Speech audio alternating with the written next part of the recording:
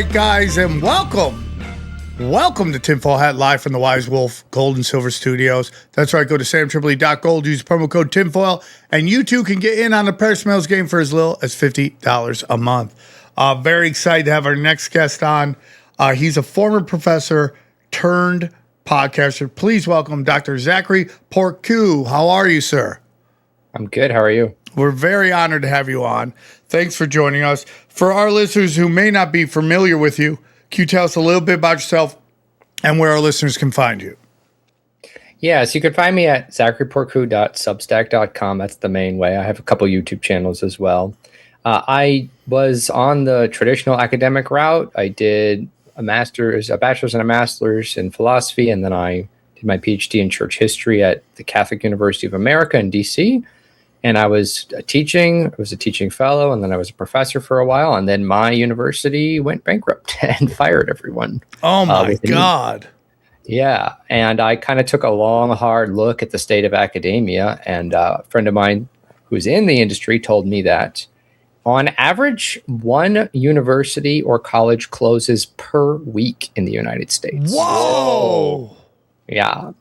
People don't realize this. The whole education thing was this giant bubble, and now AI is kind of the death knell in that bubble, I would say. And so I switched to full-time podcasting, and it's been basically like the better version of being in the classroom. The students actually want to be there. That's hilarious. What do you so you think it's AI that is destroying the universities? Do you think it's a couple things like, a lot of people spending a lot of money on a degree and they can't find jobs? You think that has something to do with it? The indoctrination that seems to be going on in colleges, where people come out with a view of the world that doesn't fit reality, and they tend to spiral. I mean, it's all three of those things. So the basic economics is that college just kept getting more and more expensive, and so it's no longer tenable for a 19-year-old to pay $200,000 for something that's a very ambiguous proposition. Like, what is actually the value that you're getting from that? And so it's not how do you pay that back? I mean, that's a minor mortgage from a long time ago. So you get this kind of half a mortgage. For what? Now you're a debt slave for the rest of your life. That's not a very good value proposition. And then the content of the education itself is very dubious, given the way that it's mostly ideological at this point. If you go into humanities, pretty much almost not everywhere. There are some places, but many, many places, especially state schools. And then the third thing is that AI has now in the last 5 years made the whole prospect absurd. So the first time ChatGPT really hit public awareness that summer, when I was a professor, there was just nothing but AI cheating, just complete gibberish, nonsense papers all of the time. And I had to switch to no homework. So there was no homework. And after that, it was all in class, handwritten assignments and oral exams after that. Whoa, that's crazy. So you would go, okay, next week, this is our exam, and they would have to research and study up to that and take it in class. Wow. Yeah. And a lot of, not that long ago in this country, the oral exam was a time-tested, honored mode of examination. And so I don't see higher education going away, but I see it massively shrinking, and I see it shrinking to an overwhelming emphasis on competency. And the way that you assess competency, this is something that I've done when I was a K through 12 teacher at a classical academy on the East Coast, was they would do end of term oral exams. Basically, the student would come in and sit in the office with the teacher for an hour, and you'd dialogue through what we learned that semester and prod the student and ask his thoughts and what do you think about this and how would you assess this text that we read. And then you gave a grade based on that. And there's just no way to fake that. And even the prep for that is way harder. You actually have to be engaged with and know the material than just putting words on a page. I think I would have done way better with that. Because whenever I would study with people and they'd ask me questions, I could answer it. And then I would go to the written exam and I just couldn't couldn't get my thoughts across in a way that the professor understood it, probably because I'm functionally illiterate. They would be like, this guy can't even write. How am I going to pass him on this exam? So I actually like that. I talk about that a lot with podcasting, that, everyone's like, no one's reading books anymore. And I do think that's a problem. But I do feel that like the oral history was like more traditional. It's like really going back to old school. Books are old school. Oral history is old school, where they would speak the knowledge and pass it on. So you'd have it's almost like my belief about the difference between smarts and intelligence. Like intelligence is understanding systems, but smart is wisdom of understanding how things work on a more person-to-person level. So I find that very interesting. Very interesting. Wow. The orality that you're talking about is actually not that long ago. So something that people don't know about the Middle Ages is that, yes, there was a lot of text produced in the Middle Ages, as opposed to this whole like Dark Ages myth that's completely fake. A massive amount of text was produced in the Middle Ages, but the Middle Ages were not mainly text-based. They were oral.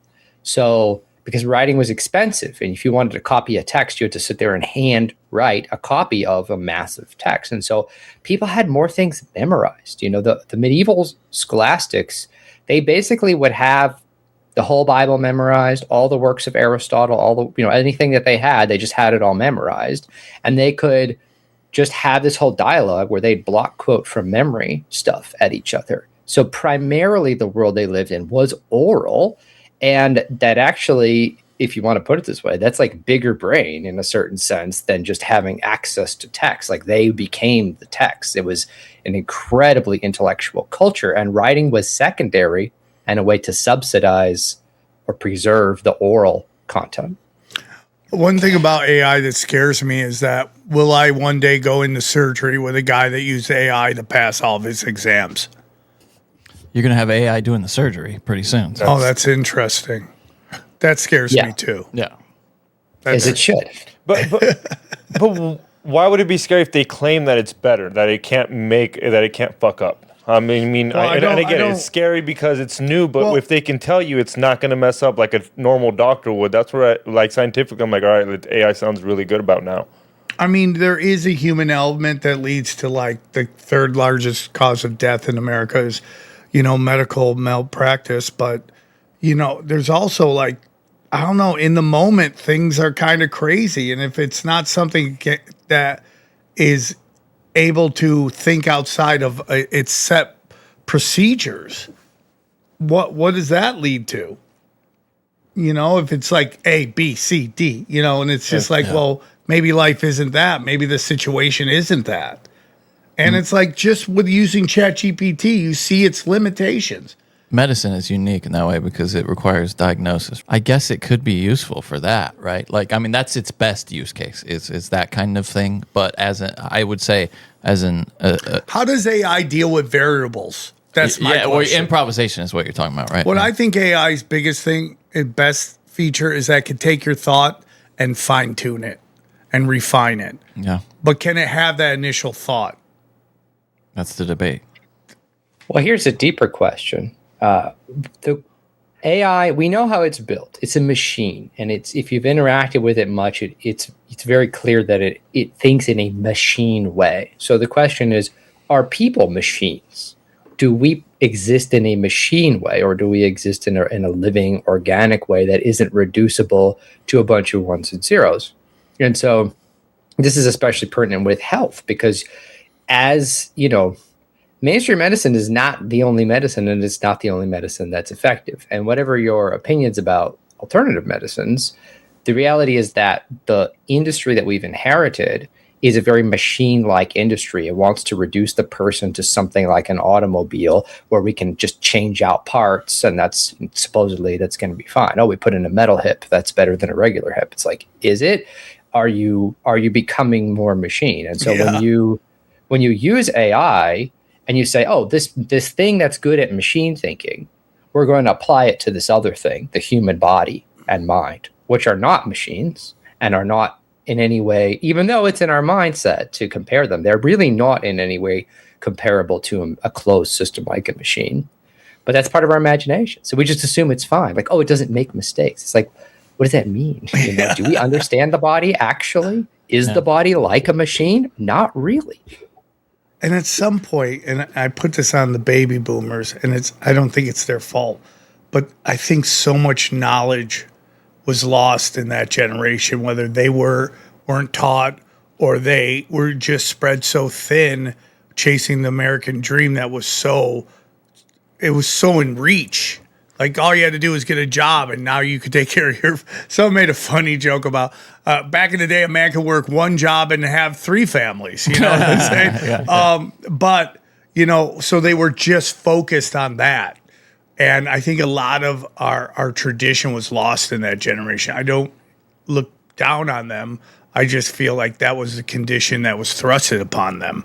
And now all these things, when you talk about, there's not one form of medicine. Yeah, we got a lot of alternative medicine out there that was demonized by the Rockefellers a long time ago that was lost. And, it's like now all those natural remedies are lost to the world and people are so afraid of them.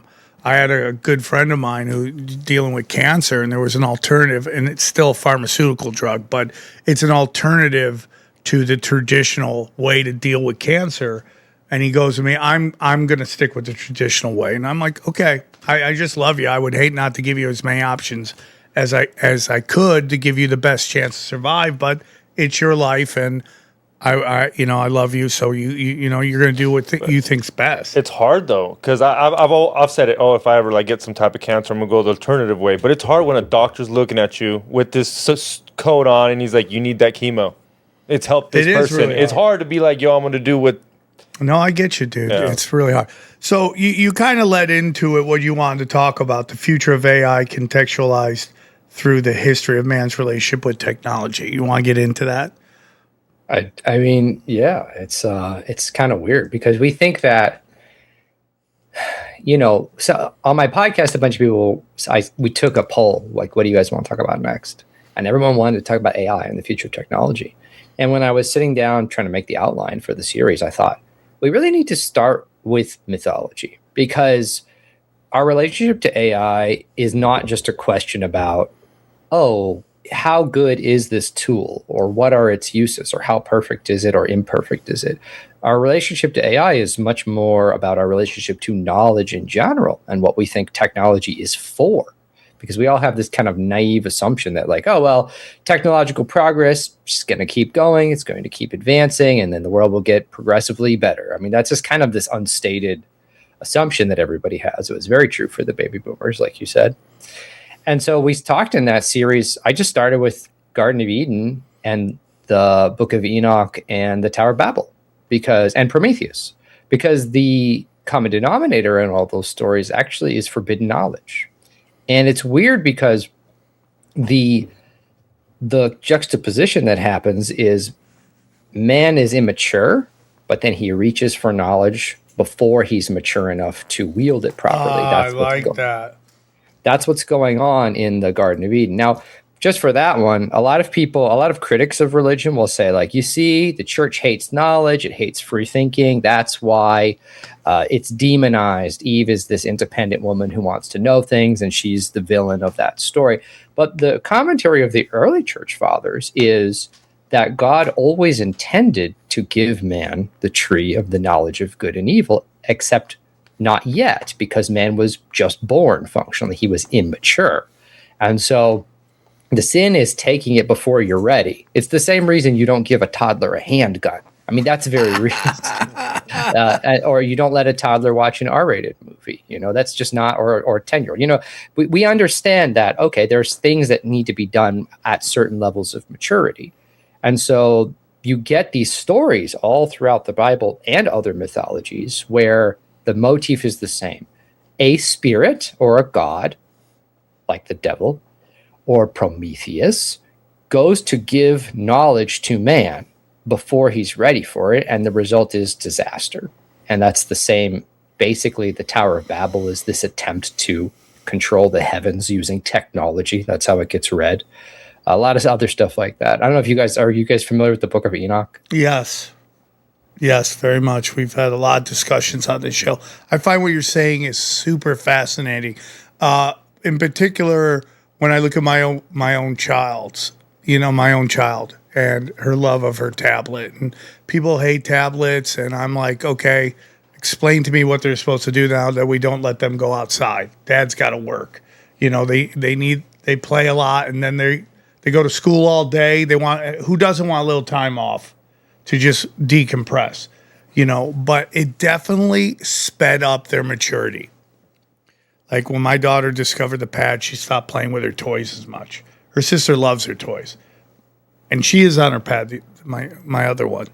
But the one definitely is like love, and she brings up insane questions and stories that you never would have think a 6-year-old was. Like, literally wanted to have a talk with me about flat Earth, regardless of whether you're into that or not. But for a 6-year-old to want to have that conversation is crazy to me. So, but going right into should she have had that at 6 years old? Should she have been on the tab at 6 years old? And there's a lot of social issues that come in about just letting your kids now go outside. Even statistically, it's almost improbable that anything will happen to them. But because of the propaganda of, there's bad people everywhere, we're afraid to let our kids outside. So it's a very hard position for parents to be in right now. So I find what you're saying about God and not giving them knowledge too quickly completely resonates with me. Yeah, and part of the problem with the culture that we've created in the modern world is that we create all of these problems, and then the only solutions to them are more problems. So, yes, all of a sudden, well, when I say like, actually, how about no iPad? And then people are like, well, what am I supposed to do?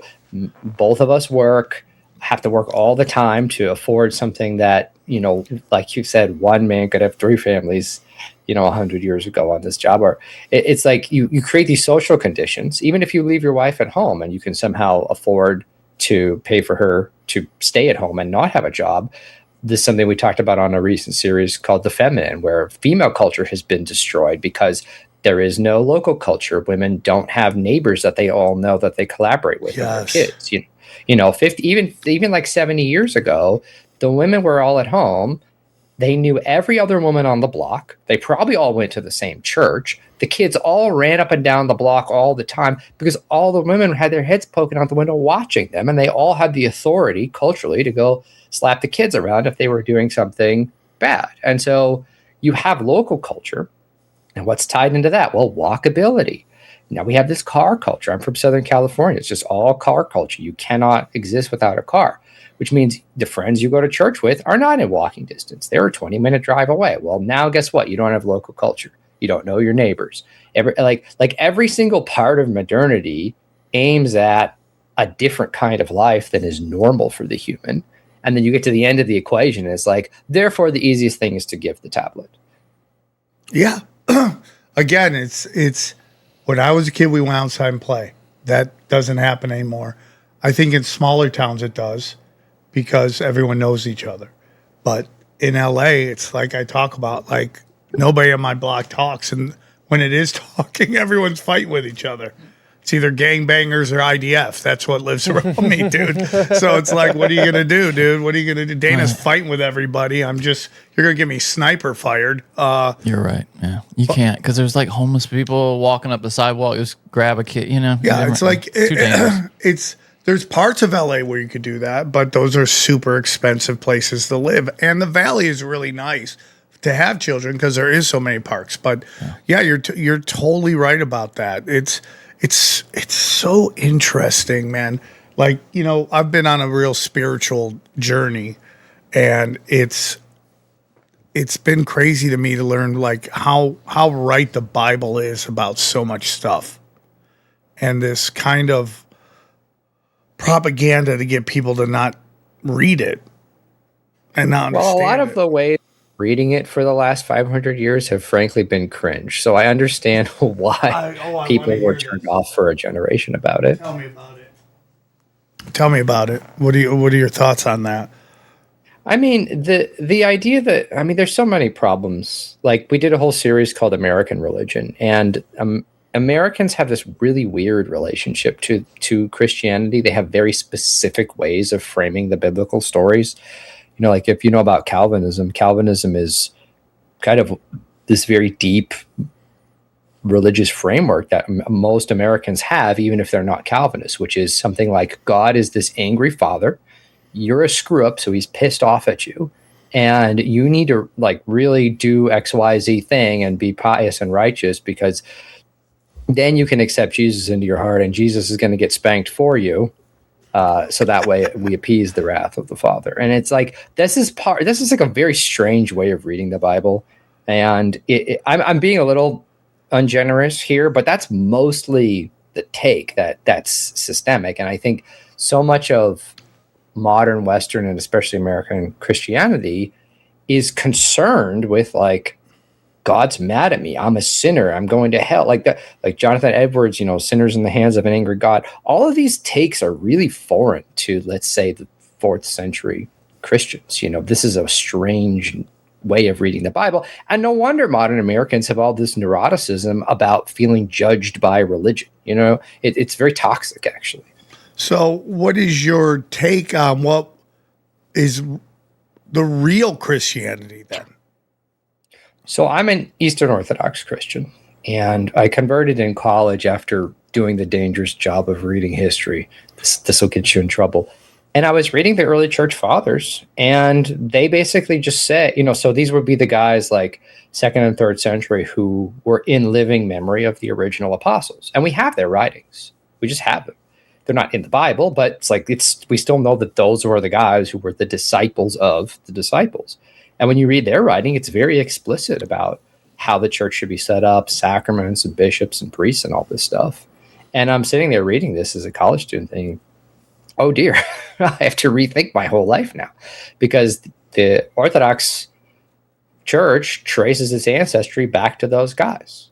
And we have just records of bishops and priests going all the way back to the 1st century, preserving those teachings. And the idea that could be so easily demonstrated by basic history was not even on my radar growing up as a vague kind of Protestant, because it was made out that religion was this kind of ultimate matter of personal opinion that no one could really prove. And you kind of have to leave everybody alone about it. That's so interesting. So where do you think it became corrupted? Well, on Earth, we tend to screw things up.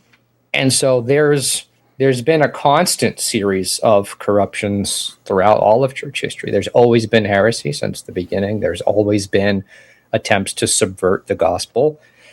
And the church constantly responded to those, almost every century for its whole life. Now, where did we get the modern Christianity that we have historically? It starts with the split between the Eastern and Western churches, where the Western church becomes the Catholic Church, the Bishop of Rome.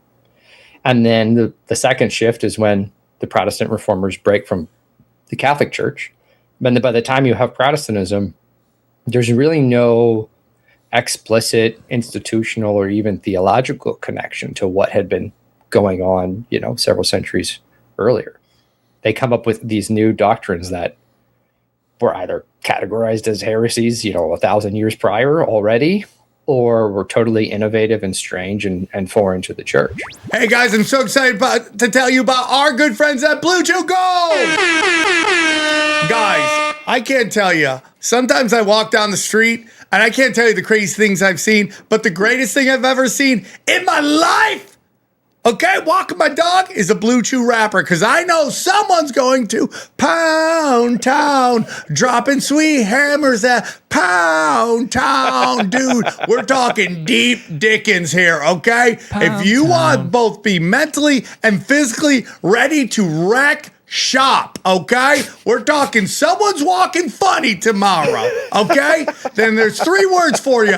Blue Chew Gold. That's right. Blue Chew Gold is better sex in a tablet. That's right. They combine 4 ingredients into one powerful solution. 2 ingredients get you hard physically, and 2 to support arousal and desire in the brain, dude. You gotta think while you're pumping, okay? It works fast and lasts. We're talking long, hard boners, dog. Long duck dogs, all right? Guys, have a couple of guys. Here we go, guys. 3 guys have a couple of guys. Yeah, guys, have some guys. Here we go. A couple of them. 3. Guys, have a complete experience in the bedroom with Blue Chew Gold. There's a reason why Blue Chew is the #1 brand for better sex. Experience yourself at BlueChew.com. And we got a special offer for our listeners, okay? Those dick down warriors out there. Right now, when you buy 2 months of Blue Chew Gold, you get a 3rd free. Come on now. That's 3 months of deep dickens, okay? That free month with the promo code TINFOIL. That's promo code TINFOIL. You also receive an additional 10% off plus free overnight shipping on your first order. Visit BlueChew.com for more details and important safety information. We thank Blue Chew for sponsoring the pod and the bedroom. Bang, bang, pow. Do you think there was a nefarious purpose in that outside influences came in to manipulate Christianity and almost all the Abrahamic religions?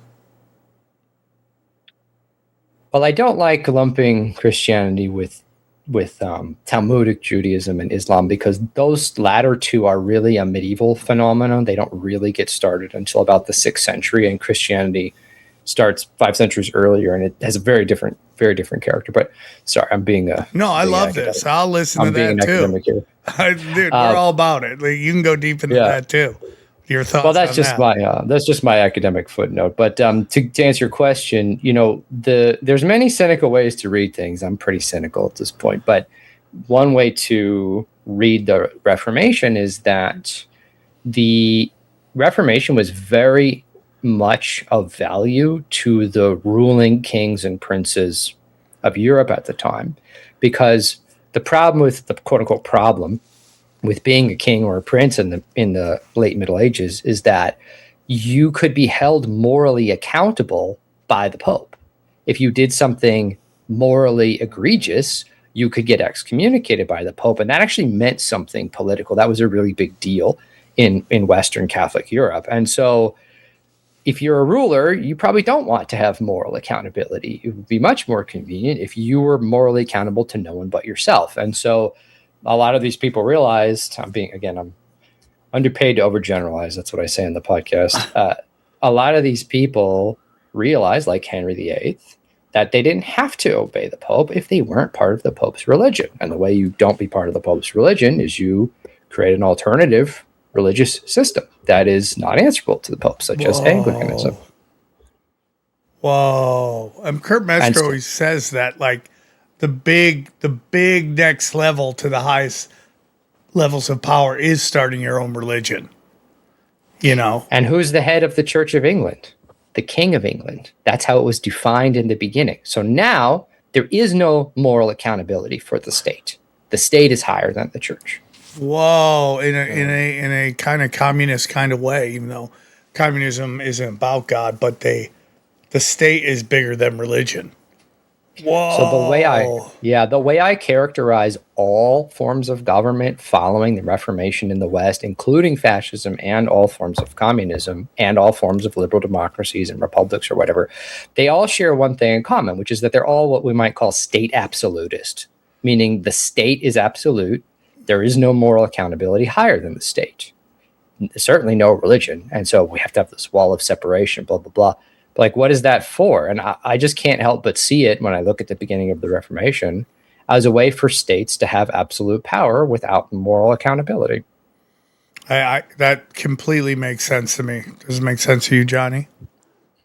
Yeah, for sure. Yeah, I mean, I can also understand the desire to. The Pope doesn't have. He's not batting 1,000. All the popes through history, right? You know what I'm saying? So I can understand why you'd want to unshackle yourself potentially from.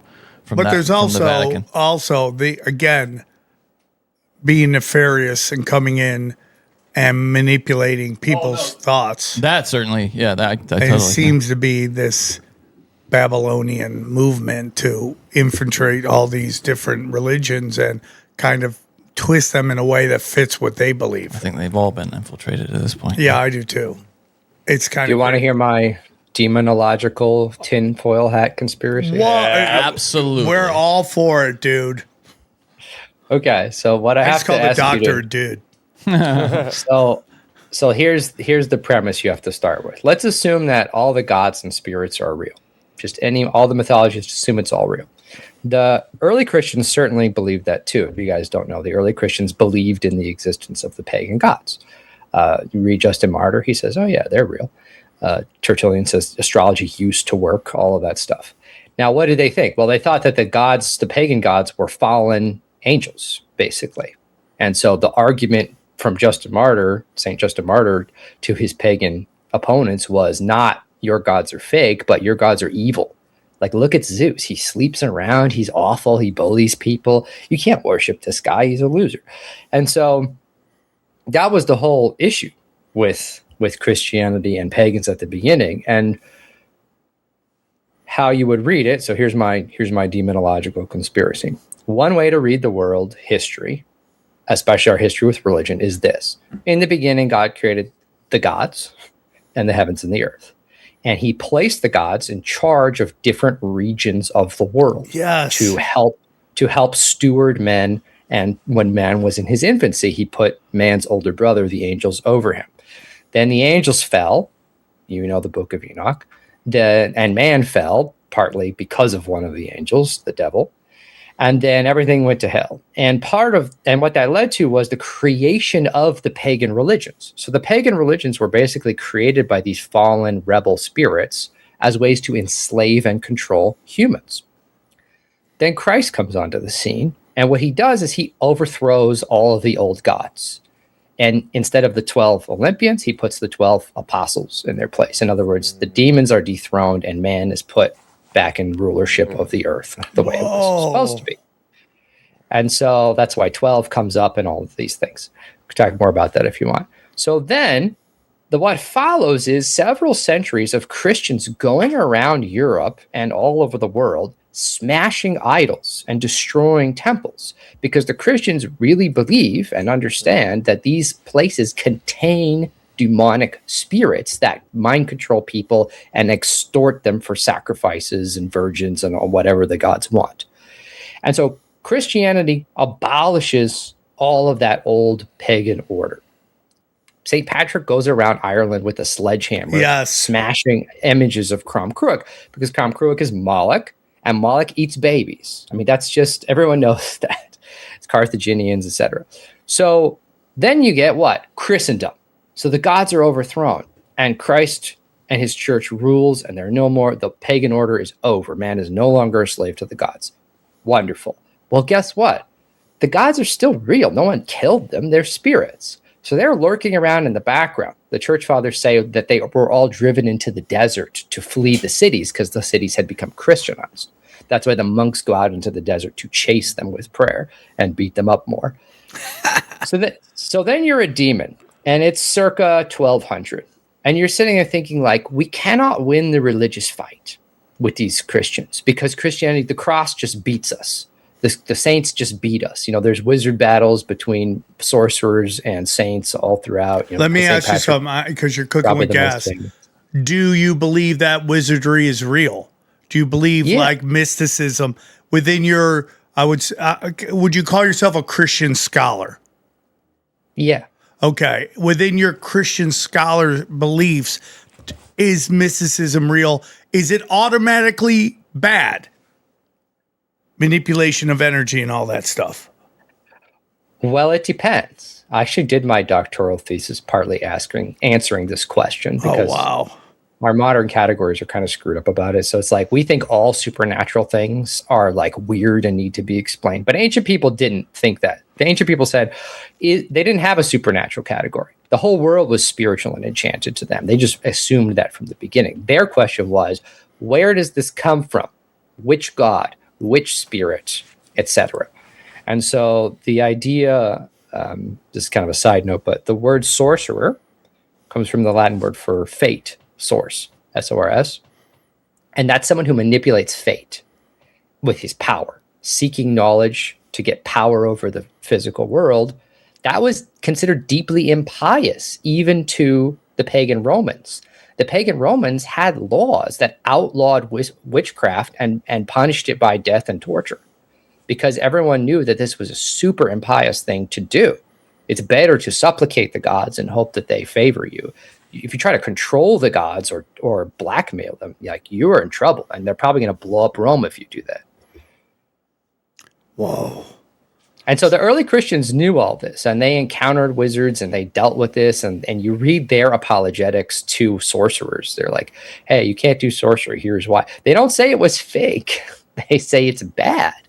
So anyway, so you're a demon, and it's 1200 AD, and you're stressed out because you've been driven into the desert, and you cannot win the religious war. Your wizards have all lost to the saints. Your magic has all failed under the sign of the cross. You can't do anything, and you can't take back Christendom. So what do? Well, you go in and you ruin Christendom very slowly from the inside over the course of several centuries, like you guys have been suggesting. And there are shifts in scholastic thought that kind of slowly turn the boat towards a different way of thinking about the world.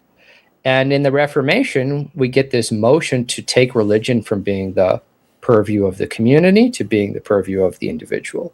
Whatever I feel, again, overgeneralizing, is right. We have this deep sense that individual feeling and freedom are equal to truth. And we get that from the Reformation in the West. And then right after that, all of Christianity falls completely apart. The Reformation schisms and schisms and schisms and schisms. Today, Pew Research says there's between 30 and 50,000 denominations of Christianity. And so if somebody goes up to you, yeah, that's a lot. That's a lot. And even if you say, well, that's massive over-exaggeration, half of that is too much, 10% of that is too much, 2% of that is too much. And so if somebody comes up to you and says, you want to hear about Jesus, you literally have no idea what the next thing that's going to come out of this person's mouth is. That's how undefined Christianity is. And so it's lost, meaning it's lost all of its cultural purchase. It has no emphasis on our imaginations. It has no grip on our imaginations. And so it gets to what? A secular society in which people worship their appetites and their desires and money, pleasure, power. And then you have all these weird religions, pseudo-religious spiritual things sneaking in surrounding AI and technology. And now you're happy because you're the demon in this example, because we've gotten rid of Christendom. And now we can start slowly turning it back into something that looks like ancient man's slavery to the pagan gods. That is incredible. That is what I've been thinking, and I'm not smart enough to articulate it in the way you just said it. That is amazing. I think you're spot on, dude. I think you're spot on. Can I add something? Yes. So I don't know what kind of Christian circles you grew up in, but you probably heard people talk about, oh, well, don't make an idol out of television, and don't make an idol out of, your hobbies or whatever. And what the Christian means with this is, don't over obsess over this such that you're, skipping church or something like that, because they use this idol language from the New Testament. But ancient Christians, again, all knew what an idol was. And so did most ancient societies in the ancient Near East and the Mediterranean, which was a specific ancient technology. So there's this text called Asclepius. It's by this Egyptian, Hermes Trismegistus. It's written in Greek. That's a long story. But basically, he tells his grandson, our ancestors all knew this ancient technology of idol making. And he basically goes on to describe how if you want to catch a spirit and make it do stuff for you, you build a physical object that you can house the spirit in. It could be a statue of that spirit, like a statue of Zeus or something. Or it could be filled with things that the spirit likes. Certain metals correspond to certain gods. Certain plants correspond to certain gods. Certain gods likes to eat the sacrifice of certain kinds of animals. So you basically lay a trap for the spirit. You use secret magic rituals to lure the spirit there and trap it in the object. And now you have a spirit trapped in an object, like a genie in a bottle. That's what a genie in a bottle is. Whoa, I never thought about that. That's a demon in a bottle. Right. And the thing is, I dream of genies dark. when you trap a spirit in an object, because spirits are physical, no ancient person would have said otherwise. They're made of breath or gas. You trap them in an object with magic, and now you can get them to do stuff for you. That's why the wishes thing and the genie, like that's where all that comes from. And all these ancient people knew this. And so when St. Patrick's going around smashing idols of Crum Cruach, it's because he knows that there's a spirit in there, and you have to break the bond so people can't have access to it anymore, because you bring sacrifices to it and then it does stuff. The early church fathers say, like, oh yeah, those things, they'll prophesy, they'll do healings, miraculous healings, they'll do all kinds of stuff.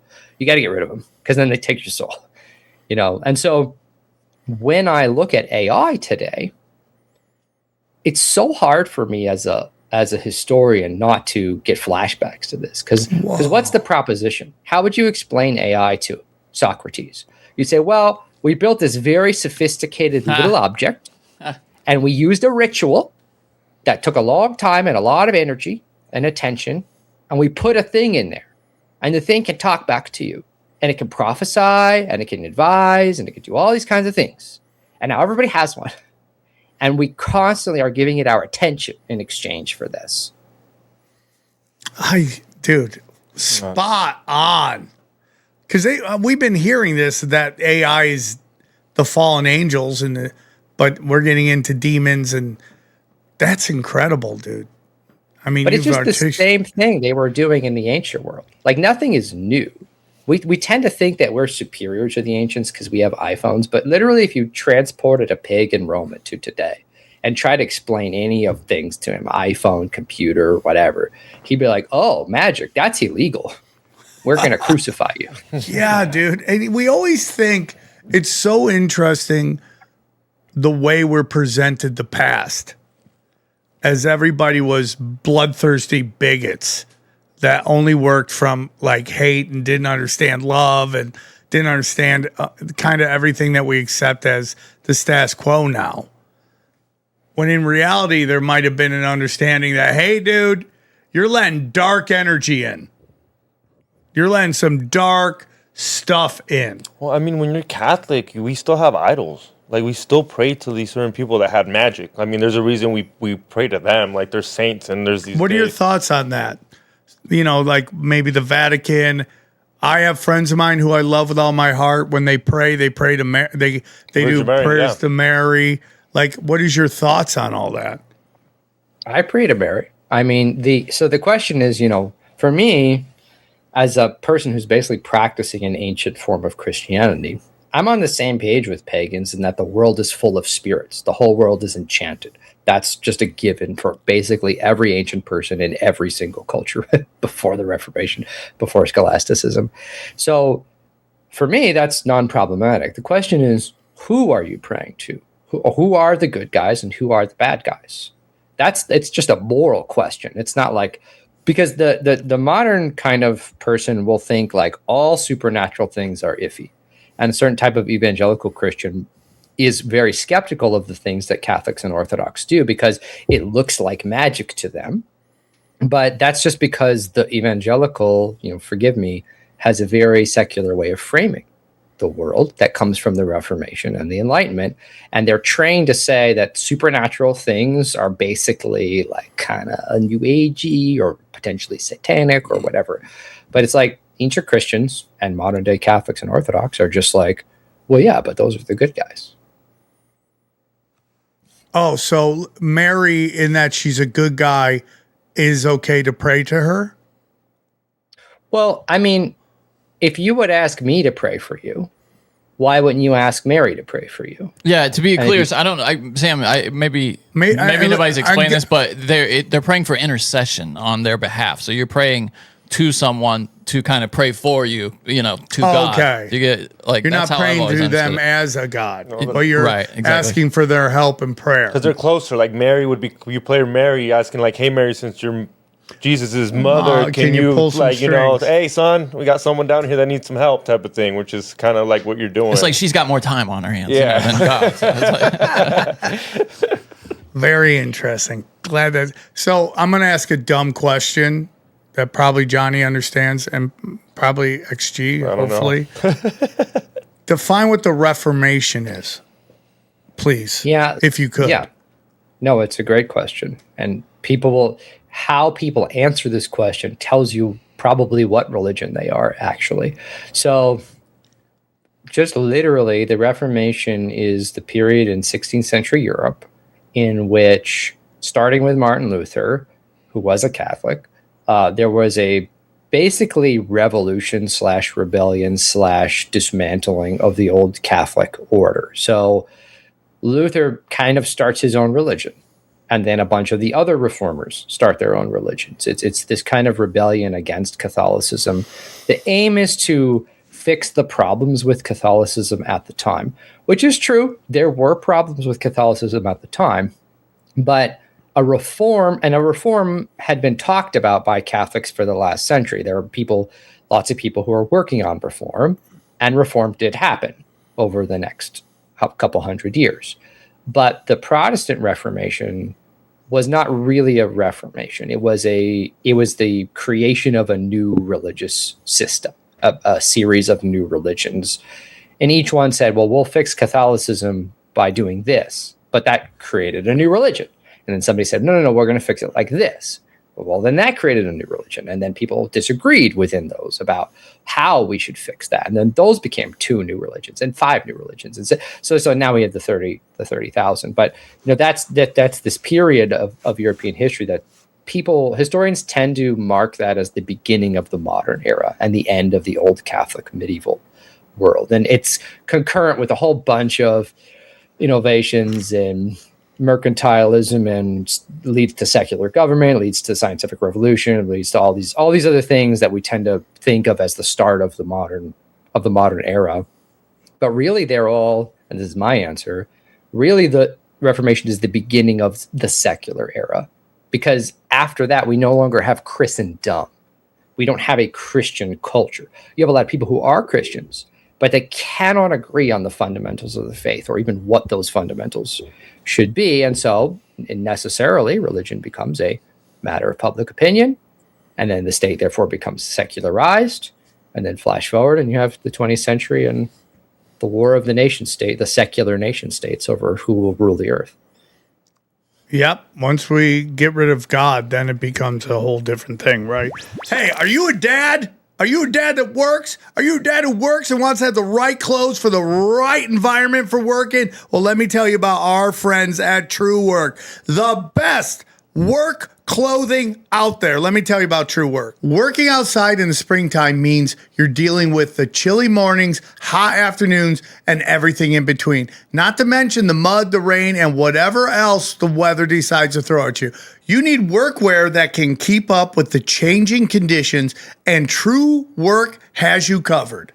Most workwear is made from cotton blends, which restrict your movement and get soaked after just a few raindrops. True Work uses advanced performance fabrics to build products designed specifically for work on the job site. Springtime is the perfect season for the T2 Work Pant, which keeps you comfortable over a wide range of conditions. These pants have 4-way stretch for bending, kneeling, and climbing, a water-resistant finish to shed rain, and 9 intelligent pockets to keep tools just where you need them.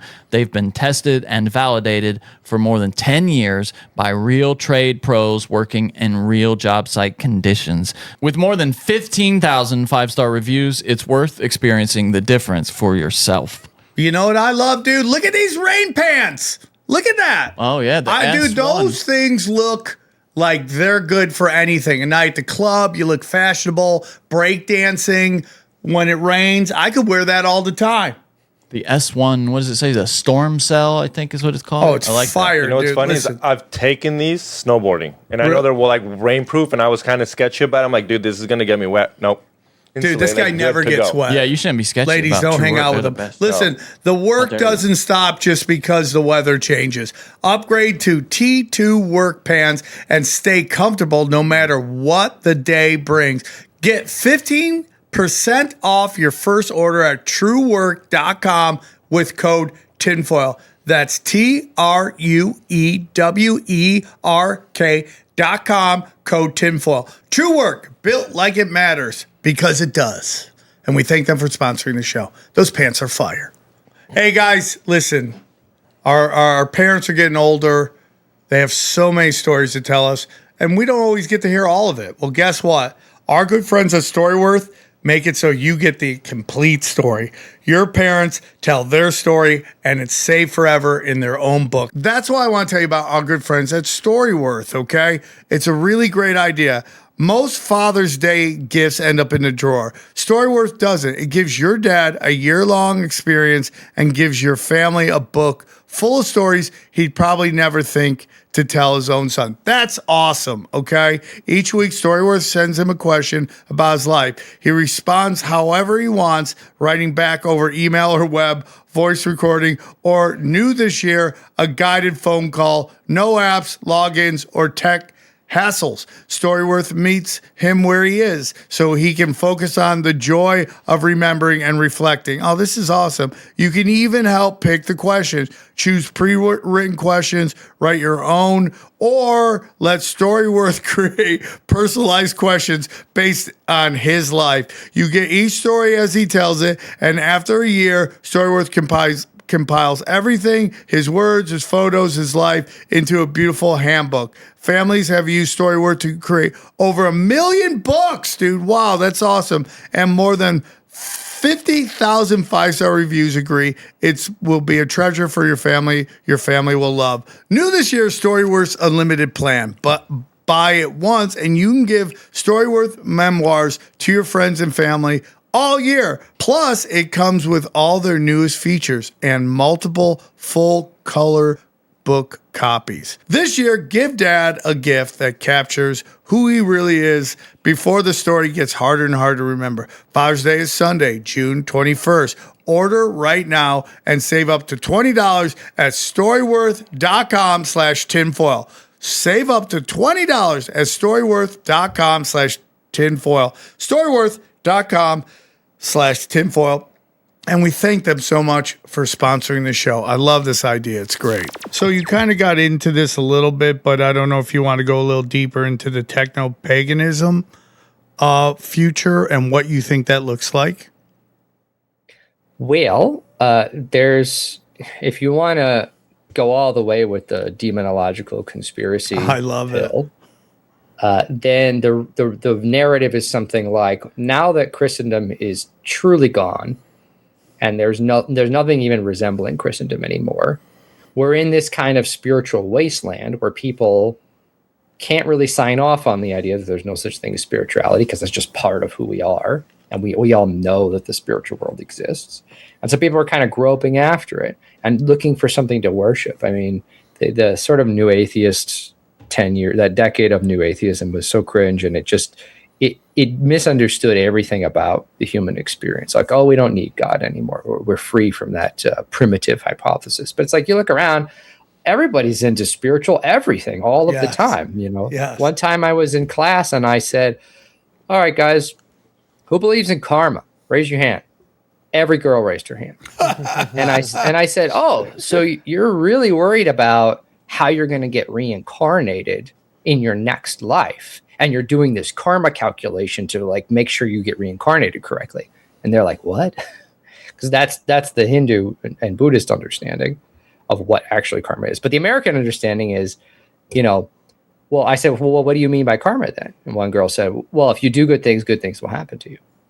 And I said, why do you believe that? If only the material world exists, what does that even mean? Good things. That doesn't mean anything. But it's like, we all have this latent spiritual way of understanding the world. We just are taught to not call it that. And so the point being, we want to worship. We want to believe in the spiritual world. And we're ready to worship anything, really. And that's where I see what I'm calling technopaganism. Jamie Dyer and Jay Dyer have been calling it that. Apparently, I was just talking to Jamie about this. A lot of people have been calling it that, which is it's this kind of new form of pagan religion in and through technology, because modern man has been too propagandized about history to be kind of non-ironically religious. Like, we still think we have this cultural sense that being a traditional religion is kind of cringy. And so, but if aliens exist, we can sign off on that. Oh, if AI is going to become a supreme intelligence, we can buy that one, because that's scientific. That's kind of the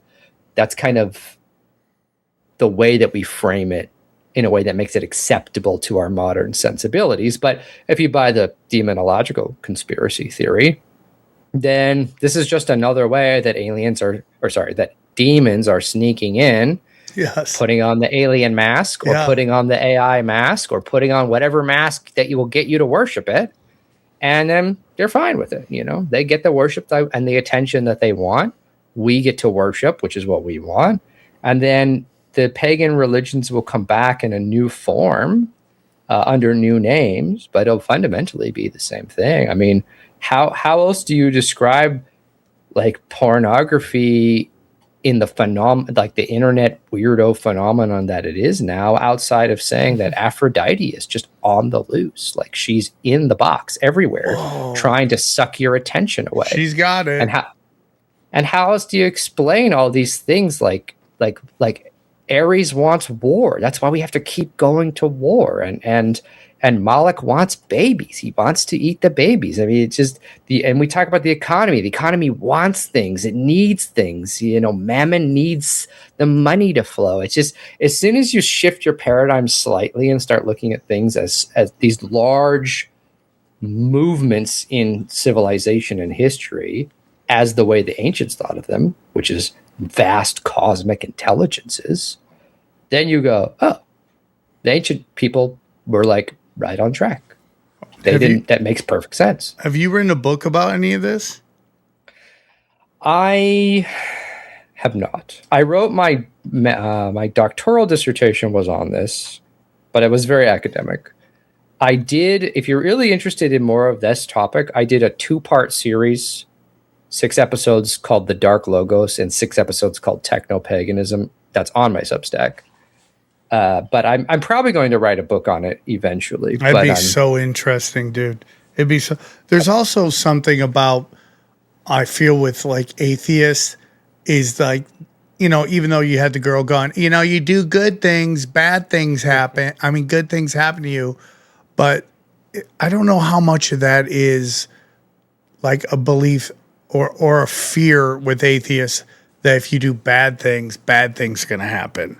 And it's like almost this desire to not believe that there's accountability for your actions. Like they're running from something. So it's easier to believe there's nothing, because if there's nothing, then there's no kind of price to pay for your actions in your judgment. And it's like, there's no gods. There's no gods. There's means nothing. It's like Sam Harris is like an atheist, but he does meditation classes. It's just like, how do you, while it's Tim Dillon's famous rant about Sam Harris being an atheist and then running a meditation app as he's simultaneously calling for the bombing of Gazan children. It's just like the ability to be able to work that all together only comes from the fact that you believe there's nothing. There's no price to pay in the afterlife at all, in my humble opinion. That you just don't think that you're going to pay for that we're just, as Bill Hicks called it, like he either called us viruses with shoes or monkeys with shoes on, and that once you take your last breath, nothing happens after that. It's like so crazy, because you don't want to believe there's consequences for what you've done in this world. And I was extremely critical of the New Atheist movement, because almost nothing they said actually makes any sense at all. It's very historically ignorant, and logically it's always very confused. They're like, there's no such thing as objective morality. Also, the Catholic Church is objectively immoral. Like this is constantly happening. Maybe. But like the most charitable way to read that reaction is, okay, it seems that religious people hurt you. And that's kind of what I was getting at before about the forms of Christianity of the last few hundred years being cringe, because it's like you have to look at somebody who's so relieved that there's no God. Why would you be relieved that there's no God? Yeah. That's a great question. Why because the Christian understanding of God is that he is love itself. He loves you personally more than you love anything. And he wants to draw you up into his life like a loving father and share in all glory and joy with you. That's Christianity. And so why would you be relieved that none of that is true? Like relieved.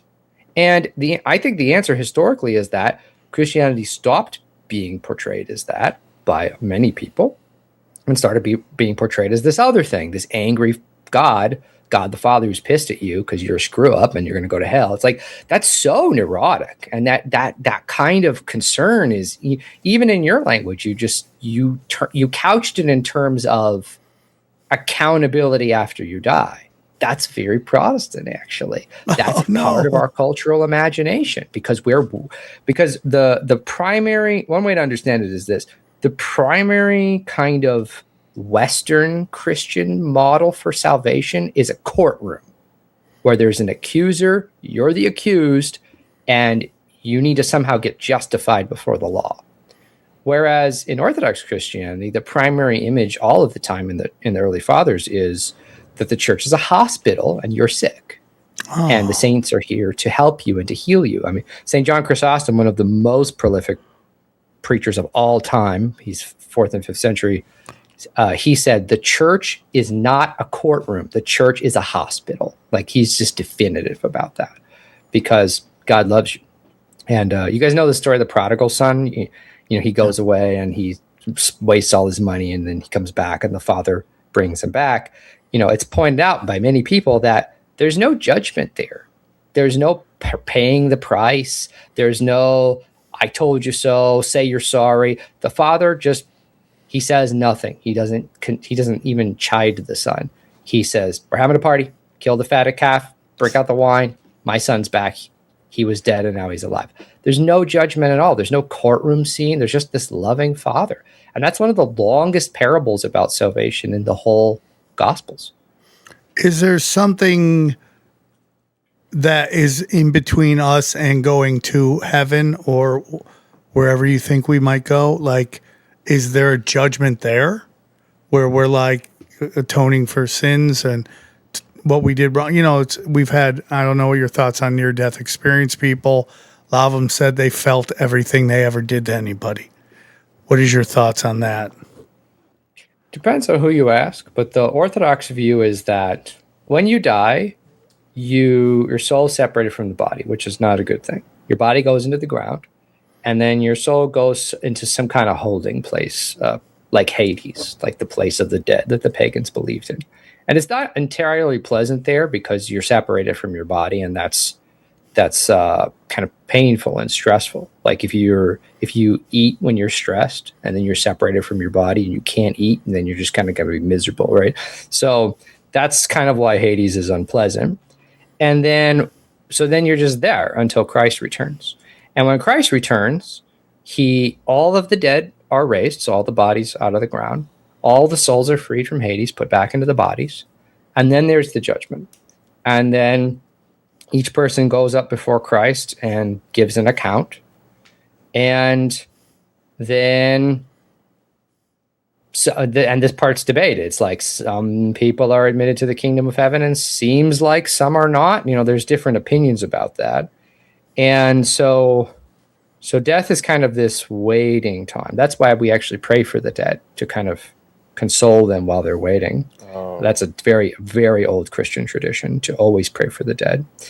And so if you hear all that and you have the Western mind about God being just this judgmental father, then that's kind of sounds like a courtroom, and that sounds very judgmental. But the kind of bigger picture is two things. One is there's one of the church fathers says that at the judgment, Christ himself is going to look for everything he can do to forgive you and show you mercy. He does not want to condemn you. He just wants to see that you were trying. You were really trying, because then you're able to enter the kingdom of heaven. You have humility. You can actually be part of that community because you're really trying. Well, who would not enter that community? Well, people who actually don't want to try. They don't want to be better. They do want to hurt and abuse and torment people. And you meet people like this sometimes. It's very odd. They have this like demonic energy to them. And the one way that this is put, C.S. Lewis put it this way. He said, hell is locked from the inside. The people there do not want to go to heaven. They hate that idea. They want to be miserable. They want to be addicts. They want to be abusers, that sort of thing. That's so interesting. I'm trying, dude. I'm trying my hardest. So let's get, you brought up kind of the beginning of the West. What do you think that means? What is the West? A lot of like modern day conservatives especially have this kind of rose-colored thing about that. They kind of identify it with the starting of America, if they're Americans, and then they think, yes, the Enlightenment, and the Reformation were all great things. And it led to the America and the new kind of society and all this stuff. But and then they kind of lump in like, the predecessors for us were, of course, the great Greco-Roman world, the Roman Empire, the ancient Greeks. They were our predecessors, and they kind of try to claim that as part of the West. But I don't think that's true. I think what the West means is kind of the thing that started at the end of this medieval era and led to the destruction of Christendom and the replacement of Christendom with secularism, and is now kind of moving towards this new sort of technopaganism. And that secular world, I think that's really what the West is, because it's not compatible at all with Christendom. We look nothing like an actual Christian society, whatever American evangelicals want to say about it. We don't have bishops, for example, that can excommunicate the president in any way that matters. So that's, if you define the West in those terms, then it's pretty clear that the West is dying. Like our dream, our grand vision for the world where technology liberates us, and the historical progression is always toward more technology, more education, more freedom, more consumerism, more happiness, more peace. It's like, that's not happening. And many intellectuals pointed this out during the world wars in the 20th century, when more people were killed than all previous civilizations and epochs combined, in more horrible ways than had ever yet been imagined. It was really hard to believe in the Western myth of progress with a straight face after the 20th century, basically. And the diehards are holding on to that, like, AI will save us, the aliens will save us, this is the solution. And it's like, it just looks like coke to me. I mean, to use a phrase, it's getting worse. Standards of living are going down. Income is going down. Mental health crisis is going up. I mean, it's really hard to say that the myth of progress is working. No, I completely agree. I completely 100% agree. And it just gets so hard to want to save people that don't seem to want to be saved. It's just really hard. It's just because you see it. Everyone on the show sees it. The listeners of the show see it. They understand what's happening, and to express that brings great chaos into your life. And it's like people are so upset that you would challenge their way that they see the world, and you go, but you're going down a dark path. They don't care. And it's kind of just gotten me to this point where it's just like, you can't save anybody. They got to save themselves. Especially like, I deal with recovery. I'm a recovered drug addict and alcoholic, and friends of mine just struggle. And I was just thinking about this the other day about how, like, I have a friend of mine struggling, and it's like on this side, so easy. It's like, you got a choice between two apartments you want to live in, This one apartment is tranquil and quiet and simple, and you wake up and the birds are chirping. And this one is strippers and crick and, gangbangers and all that stuff. And it seems like really exciting, but it's chaos, dude. And it's an easy choice, but people can't do it, dude. They just can't do it. And it makes me sad. And it's like, when you talk about God and it's just like, I've just noticed people get closer to God, they get happier. People get farther from God, their anxiety and their depression, their anger goes up. And you're like, can't you see it?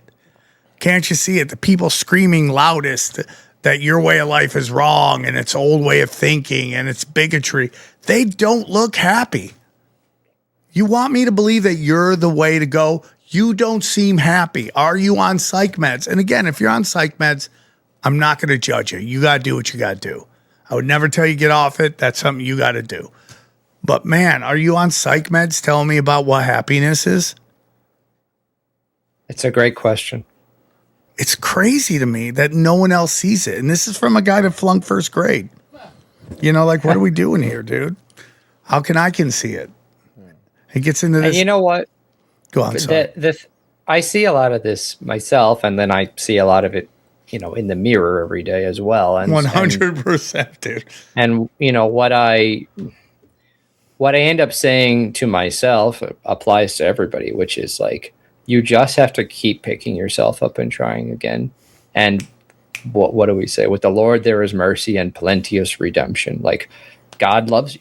I mean, and that it sounds corny to say it like that, but I don't know what else. I don't know what more hopeful thing you could possibly say.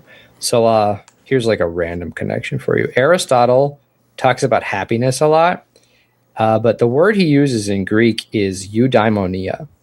And it literally, so you see the word demon in there, eudaimonia, and demonia, basically. And what he means by it, I thought a lot about how to translate this. Greek's kind of hard to translate. But it's something like being smiled upon by a god. That's kind of what his definition of happiness is. And what that means is that you're not just enjoying pleasures. It means that you're kind of fundamentally aligned to the moral reality, the way the cosmos ought to be. You're in right relation to existence. That's his sort of definition for happiness. And and he was a pagan Greek. So if you take out a god and you replace it with the God, who is love itself, existence itself, reality itself, then that's like the most fundamental way to be aligned or oriented to reality. And that means there's hope for everybody. And it's a constant process. It's not like a one-time thing. Every day you just keep picking yourself back up and moving closer. So I want to get into something with you. It's one of the notes you sent me that really resonates with me is, we have these people, these Bolsheviks out here, and, they're raging against the establishment while simultaneously calling for anyone who doesn't get the vaccine to be thrown in camps. They're wearing masks everywhere they go. It just seems like they hate the establishment, but science trumps all that. And it's a very weird thing to me when we went through COVID, just watching even smart people, I would say, not just necessarily intelligent, but smart people just completely turn over their critical thinking to people in white suits and stethoscopes and all that stuff where their word is almost God. The science is settled, which is 180 from science. So what's your thoughts on that? I mean, the very Lab simple coats. but I think not incorrect way of looking at it is that science is something like our religion.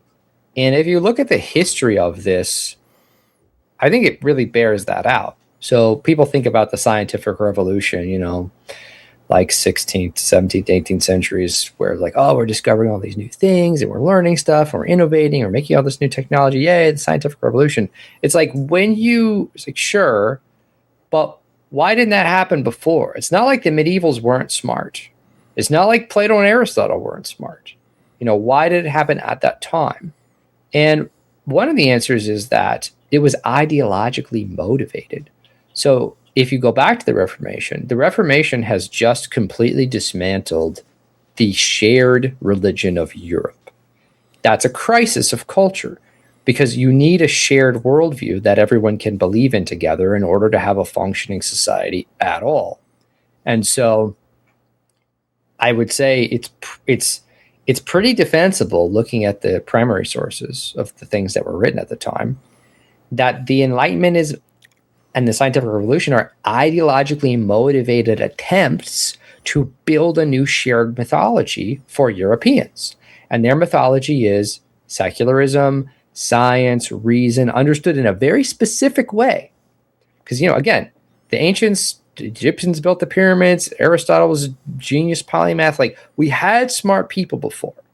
But they didn't think that they were going to use like geometry and natural science to build a new worldview that could replace the old religion of Christianity, which is what's going on in the scientific revolution. And so and another way to notice this too is that so much of the scientific revolution guys, their writing, when you read their writing, it's not just that they're trying to demonstrate their new things. They're trying to prove that Christianity is wrong.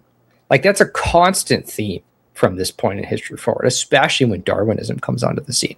Like, there's no reason that Darwinism needs to be opposed to Christianity exactly.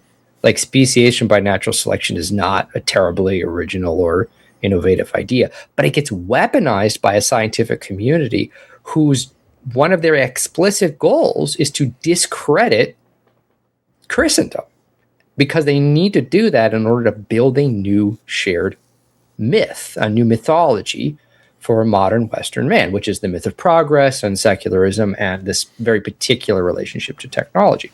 So it's no wonder to me that a couple centuries later, you have the men in the white vestments who tell you science says. It's like, what does that mean? That's a really weird statement. I thought science was make a hypothesis, do a test, observe the test, revise the hypothesis. Like, that's a method. What does science say means? Well, it's because it's turned into our knowledge authority. And we have a priestly class of people that disseminates that knowledge. And if you question it, which was supposed to be, as you pointed out, the whole basis of science was supposed to be skepticism. Question it, you're a pariah. And so it's like, I don't really think it's an exaggeration to say that culturally what we're dealing with is the religion of our society. What's confusing about it is that we have been trained to think that those things don't count as religions. But what I always tell people is, let's get away from this confusing word religion. Scholars actually have no consensus definition for that word, by the way. So that's another reason to stop using it in this case. What I say is worldview. Everything is a worldview. Everyone has a worldview. Sovietism is a worldview. Christianity is a worldview. Catholicism is a worldview. And scientism is a worldview. And so you have to have a worldview that the culture shares in order to have a culture. And ours is what you're talking about. And that's why you see socially these kind of behaviors happening where people get pariahed because they're going against the official narrative. And that's because they're sort of rejecting our implicit religious kind of mythic worldview. I agree, dude. It's great. So if you go, hey man, are you religious? No. Okay. Did you take the vaccine? Yes. What's in the vaccine? I don't know. Well, you have faith at that point. That's literally faith. You're just accepting.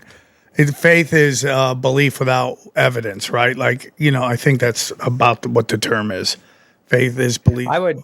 Can I poke that a little bit? Because I think that too is like a scientific thing. But faith is trust. That's the older definition. Okay. It's like when you're faithful to your wife. It doesn't mean you believe your wife exists without evidence. It means you trust her and you stick with her even when your emotions want to do something else. Faith is what keeps you aligned to reason, actually. If you're tempted, your reason says, hey, don't do that, but your emotions want to do something else, and faith keeps you on track. So faith and reason are friends. They work together. You can't, if you define it as belief without evidence, then it's just kind of like dumb. But what you're saying is they trust the people who make the vaccine. There's trust there, so they don't need proof because there's trust. I agree. And they have that trust in science without actually knowing what they're putting in their body. You have trust that when you go to the hospital, like the whole theory is like, oh, I'm sick, I'm wounded, whatever. I just got to get to the hospital. If I get to the hospital, I'm good. And then you get to the hospital and it doesn't go well. That's my grandma, dude. She wanted to get her colostomy bag changed. She never left. Ooh. She never left. And she didn't want to get it changed. And we won't get into that, but, it's a sad day, dude. It was a sad day. Very young. Died very young. But sorry to hear that. Yeah, it happens. It's sad. Let's get into man, there's a lot to talk about. I want to get into the cult of your belief on feminism.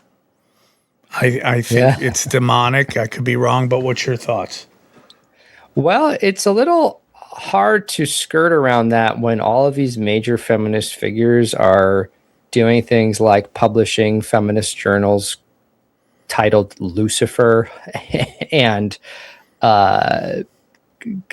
like explicitly calling for goddess worship and the worship of ancient Hindu demons and all this kinds of stuff. I mean, goddess worship in the late 19th and early 20th century or in mid 20th century, like became this whole outlet for feminism, for feminism's attempt to overthrow what it saw as patriarchal religion and to recover a sort of more authentic feminine religion. But that literally just meant in practice, like worshiping these things that ancient Christians would have called demonic, and it's weird. There's this book, there's a guy named Per Faxneld. He wrote a book called Satanic Feminism, and I think the subtitle is Lucifer as the Liberator of Women. And he basically documents all of these things that happened largely in the 20th century, but a little bit before, where feminism is constantly making references to Lucifer and the devil as kind of this ally of women. Like they reconceptualized Lucifer and Eve as heroes, trying to save mankind from ignorance. And Eve was this heroine who listened correctly to Lucifer, who liberated her from ignorance. And there's all this weird stuff. Crazy, dude. It's crazy. It's completely psycho. Like Elizabeth Cady Stanton was a suffragette, but she was also like into all of this weird occultic theosophist stuff. And it just keeps happening. And so part of the problem with feminism's, the discussion about feminism, is that everybody just assumes they know what that means and they don't read the primary sources. When you read the primary sources for the major feminist authors from the first wave through the 20th century, they are basically 90% all anti-human secularists who want to abolish biological differences between everyone, or occultists, or both. It's very strange. Like just a cursory examination of this. I did a whole series on this. And I was just like, am I taking crazy pills? Like it's just here. They're just saying it in their writings. And people are like, feminism means you care about women. It's like, but all the major figures have connections to the occult. It's just there. That's super interesting. And it gets back to kind of what you were talking about, the West, where, everyone thinks it's this amazing, financial system, cultural system. But in reality, everyone's making less money. Everyone seems high anxiety on psych meds, upset about the world. Same thing with feminism. feminism, and this is Sam speaking, not the doctor, and it's going to come off very crass, but it's almost like ugly chicks convincing pretty chicks not to do pretty things. And it sounds crazy, and that's crude. I understand that, but it just, misery loves company. And that's what I see is a big part of feminism, especially older feminists who know in their hearts they didn't do the right thing. And they just keep pushing, like Chelsea Handler keeps pushing this belief that she's living her best life. When it's so obvious. Wouldn't call her ugly, though, would you? Well, that gets into the misery part. Right. It's more than it's a little more than I mean, it's very funny what you said, but it is more than, it's almost like people who are ugly on the inside. Okay, I won't retract my statement. It's no, still I don't think you should. But no, it's very funny. I understand what you're saying. But you know what I mean? There's a lot of truth to what you said, but it's even more than that. Would you say a lot of the earlier feminists were smoke shows? And would you say, Gloria Steinem seems to be. She seems to be the most attractive. Jane Fonda. I mean, they're less hot. But those are the celebrities. Yeah, okay. We're probably losing the doctor at this point. But the whole thing is that it just seems to be a cult of misery. Yeah. And that, what it's basically saying is you have biological drives and those aren't necessary. And then it's almost, it sounds crazy, but it's almost so evil because they know that a female's biological clock is only so long. So if they can get them to get close to that ticking when the alarm goes off, it's almost like they got you caught. Yeah, because then denial kicks in. Because in my head, if you're a female, you want to be like in the system. Why not have your kids really early, bang them out by the time they're in high school? That's a great term for it, by the way. Childbirth, you should run that. You should run the publicity campaign. I know some girl. Bang them out, ladies. I know some girl that went through. She got her doctorate, all that, and she's ready to go be a doctor. Her husband wants to have kids. My thing, I'm like, if you guys would have banged out the kids like right at 18, you're doubling down on it. No, right at 18, her kids would have been in middle school, could have gone to doctorate, and now she can just go and pursue her career. That's hard to say. Is it to an 18-year-old? The doctor must think he's talking to Neanderthals right now. But the point is, no, you're right. Let me back you guys up with. I did the feminism series, and then we followed up with a series called the Feminine to talk about what is the right way to be a woman? And I had all these women on my show to talk about this. And they all said the same thing, which was, look, you can have whatever career you want, young ladies, after you have kids. Yeah. Get married early, have 5 or 6 kids, 10 years later, you're good. Now you can start your career and have a career into ripe old age. But if you try to have the career first, you're going to lose all your childbearing years. You're going to have 0 to 1 kids after that, and you're kind of going to be miserable and pulled between two things. They're like, you can't have a high-powered career and be a mom at the same time. You'll just go insane. So get married young, have a bunch of kids, then they help you with the house. Then when they're reasonably, self-reliant, then you can have a 30-year career. Go for it. And it gets kind of crazy to me what they've convinced young women are the important things.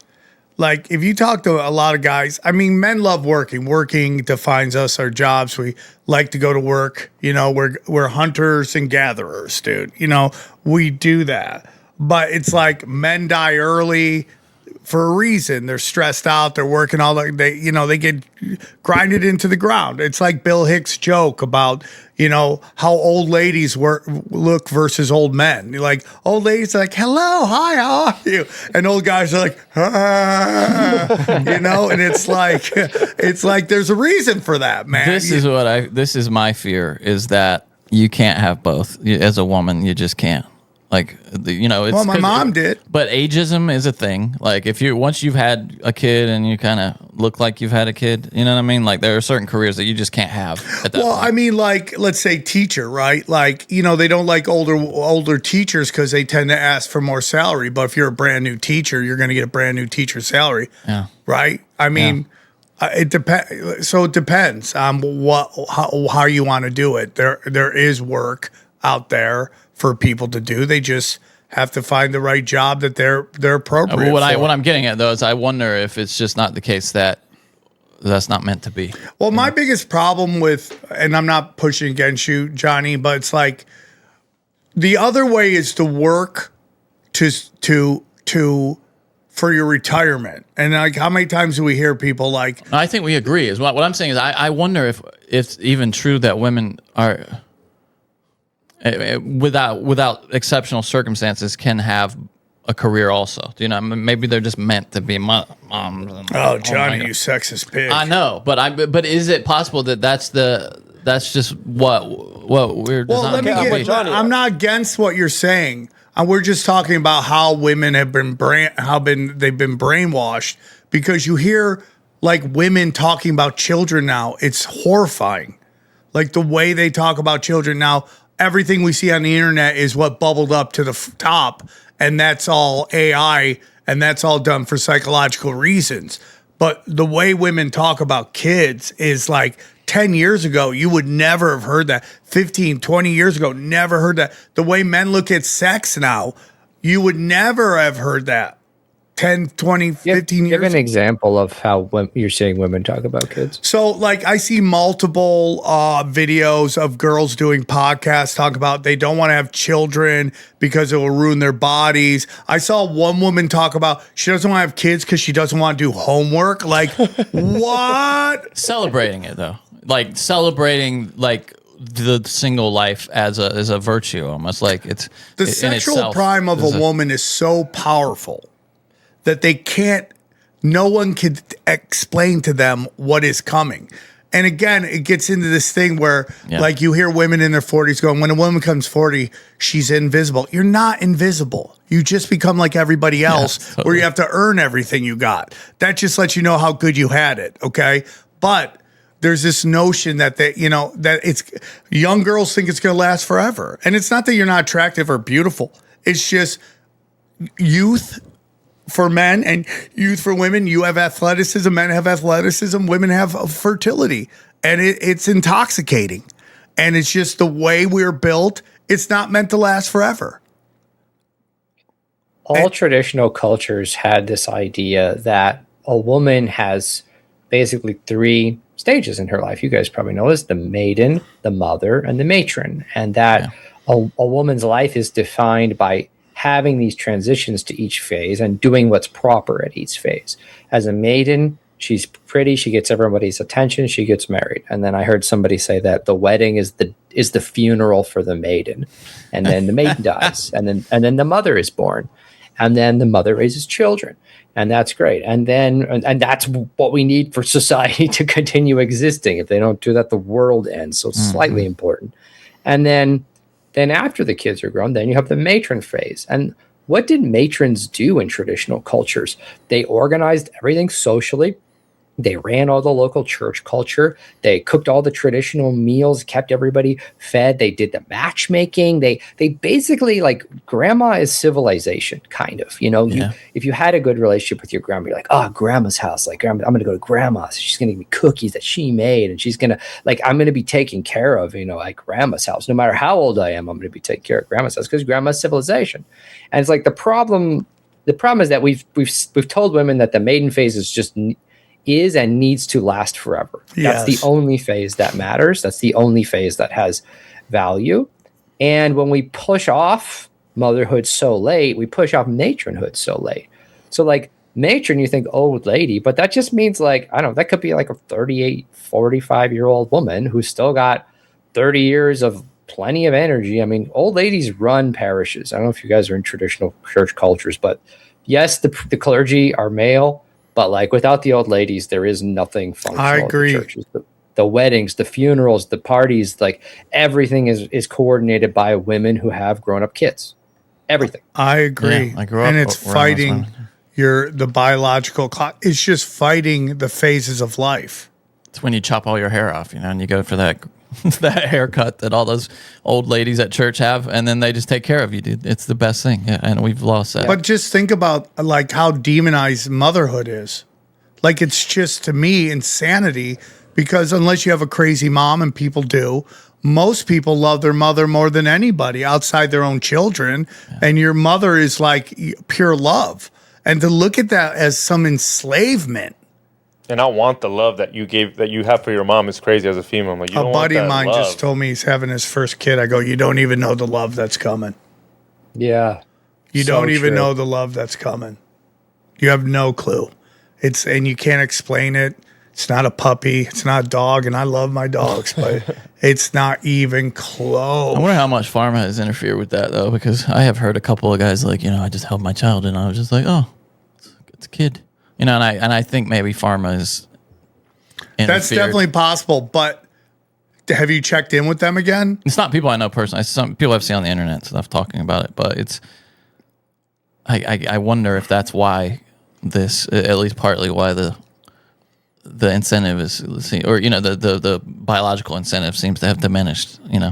People aren't rushing out to have kids anymore.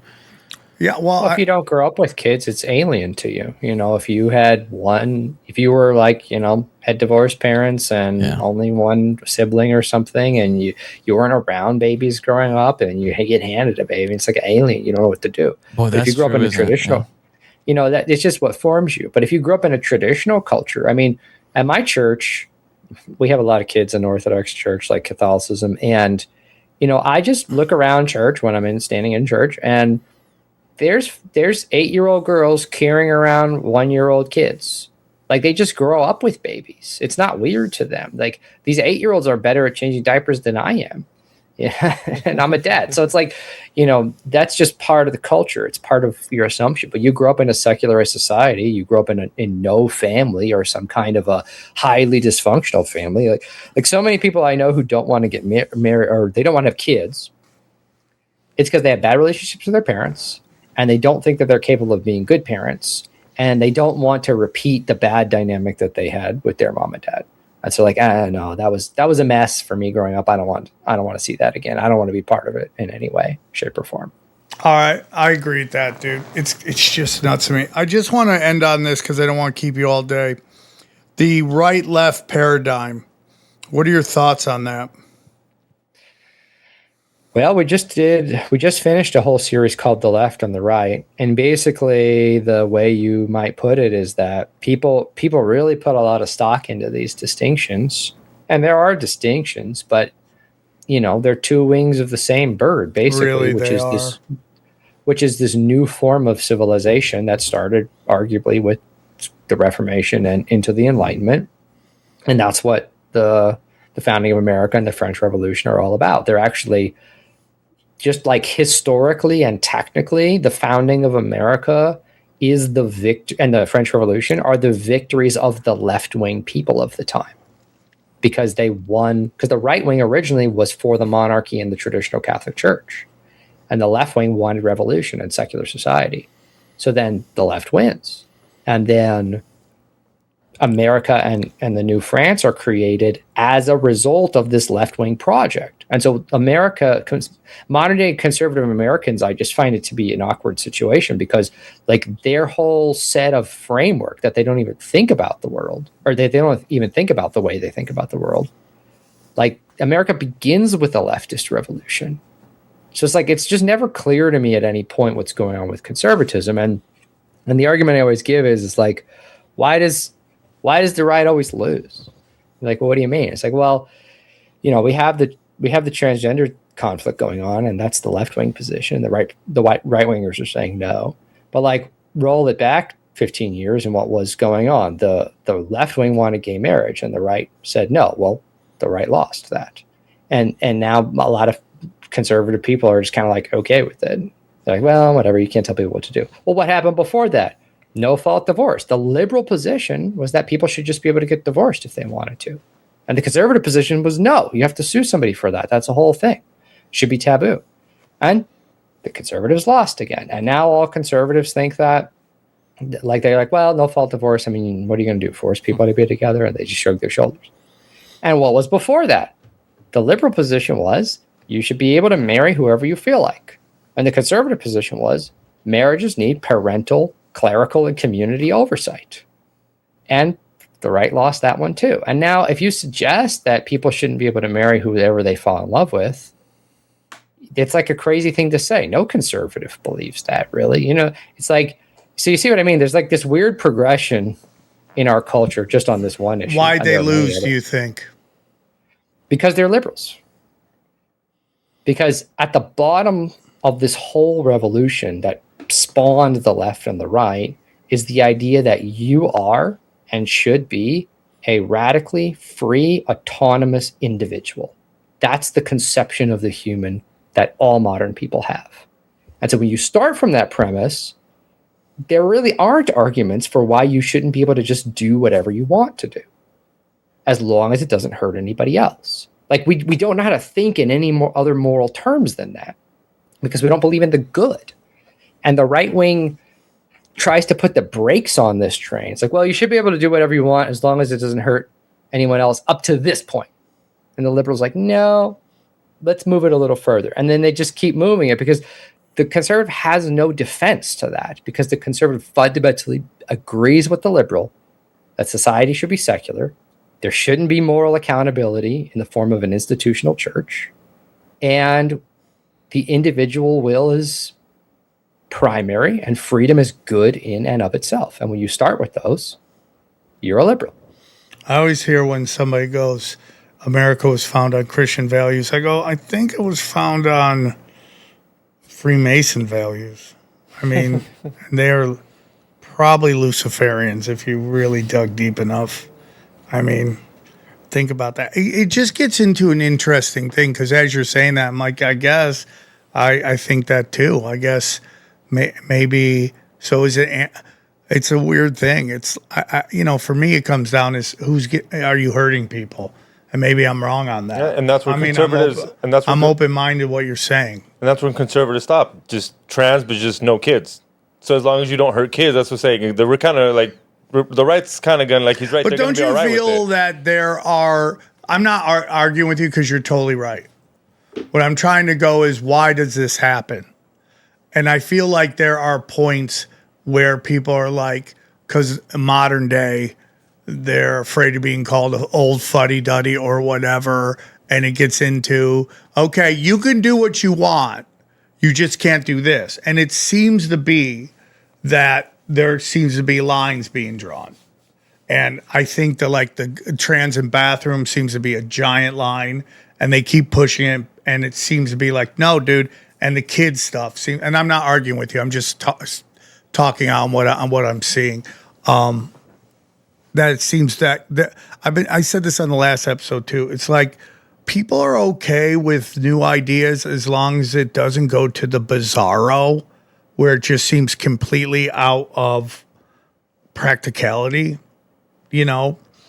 And I could be wrong because we're going to see that with the chip and all that stuff that they really want to get these biomatrix. How far will people go? Like with the AI data centers, that seems to be a line where people are like, nope, that's too far. That's too far. And you have all these local communities voting out councilmen who've obviously been bribed to destroy their own community. I don't even know how those people are allowed to walk the streets. Yeah. Like, dude, I one thing I think we should bring back is like, punishment for treason. Maybe I'm wrong. Well, you're getting at the accountability thing again. If it's considered treasonous to hold your public figures accountable, then you don't have the ability to hold them accountable. If it's considered theocracy and scary institutionalized religion, the Catholic Church is the boogeyman, to have a bishop excommunicate a president or for the bishops to have their own armies, that's like, we find all of that inconceivable. That's like crazy talk.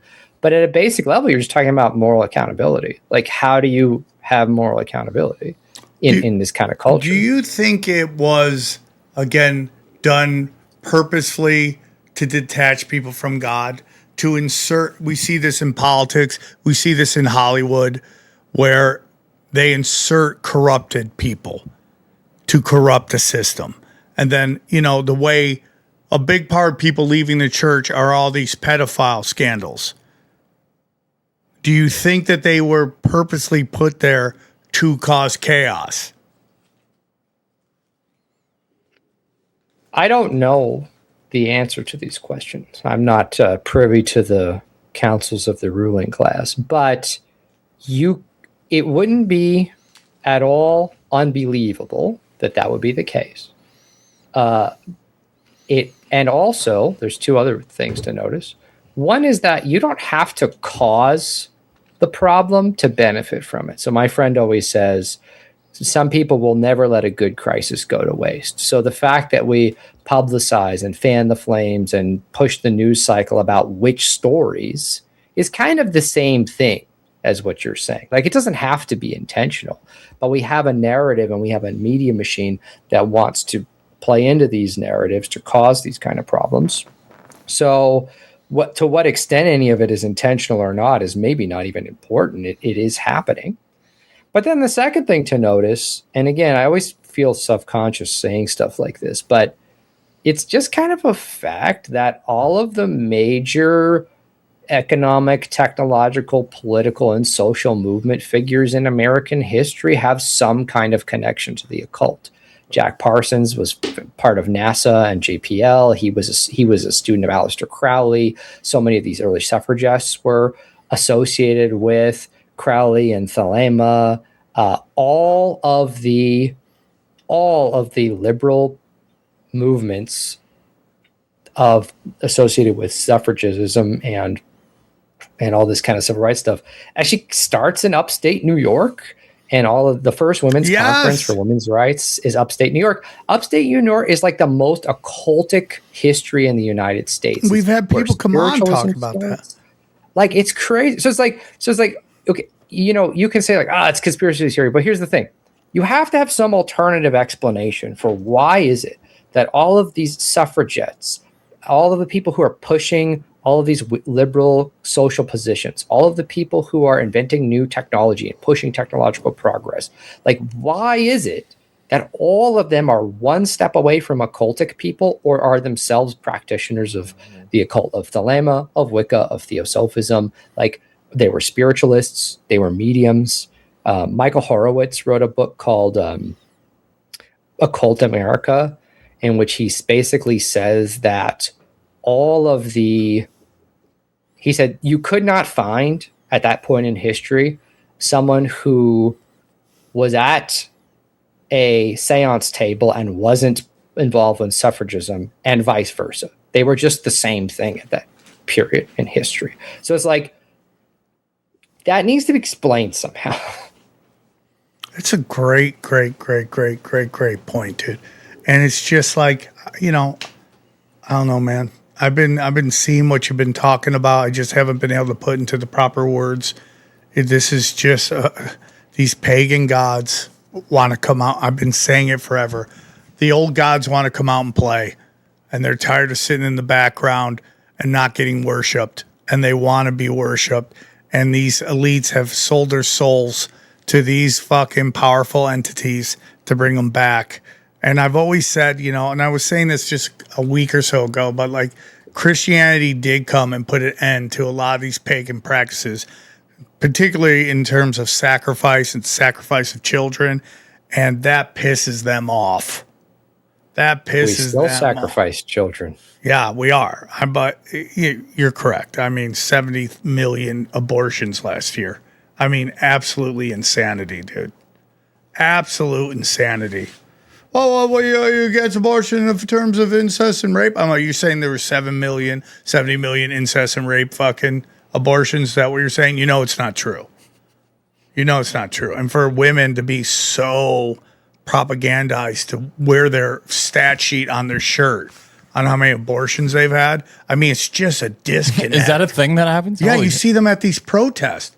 It's crazy. I've had this many, like, unbelievable. It's things and we allow angry, mentally ill people to yell the loudest. It's like comedy, dude. Most of the time they leave like comment cards. Most of the time at a comment, most people that like the show won't even leave a message. They'll go up to you and go, I love the show. It's just the angry people that like, he said things that I don't agree with. And then they'll write it in. It's just the way it is. So the most mentally ill are the loudest barkers in our society. And it's just fucking crazy, dude. It's just crazy. Well, Doctor, it was great to have you on, Dr. Zachary. Would you like to, one more time, tell them where they can find you? I'm going to subscribe to your Substack. I can't wait to see what you talk about. I'm very excited. It's basically more of all of this in much more detail. And I read the primary sources. One of my viewers called it a grown-up reading Rainbow. It's like, don't take my word for it. Like, here's the person saying that right here. Like, you explain it to me. You know? I'm excited. Zachary Porcu, ZacharyPorcu.substack.com. It's a ton of content on there. Doctor, excellent episode. One of the all-time bangers. Thank you for coming on. Open door anytime you want. Come on. If you finally write that book, come back on, promote it. Anything you want to promote, open door. We hope to have you back soon. Thanks for coming on. Let's break down the episode. What do you guys think? Dr. Zachary Porcu, what did you guys think? I loved it. Dude, from teacher to podcaster, you can tell he was a teacher before. Yeah. Like, you could tell. I love that. That was like a great conversation. Would have enjoyed college more if I had a professor like that, I think. You know? What do you guys think about universities disappearing? Good things, bad things? Johnny! Good riddance, I say. I do too, dude. I mean, like, if there's no jobs there, why are you going to that? Get a practical job. I mean, now you hear women are becoming electricians and plumbers. Do you want that? Wait, really? Is that a trend that's happening? Yeah. Electricians, all right. Funny. Plumbers, though, you really want to? I wouldn't want my daughter or my cousins. I would love that butt crack, though. Every time you walk in the kitchen, it's a porno scene. It's her now.